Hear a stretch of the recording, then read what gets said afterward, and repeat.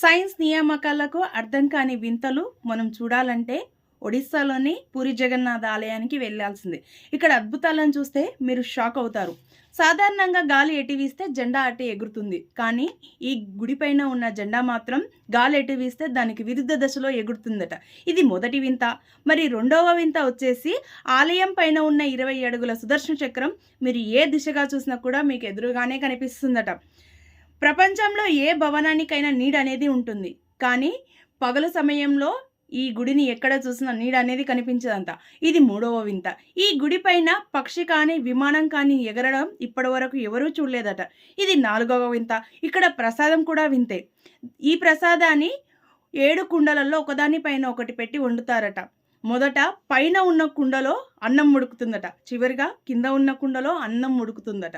ఇవన్నీ కాకతాళీయమేనా లేక ఆ దేవుడి మహిమ? మీకేమనిపిస్తుందో కామెంట్ చేయండి.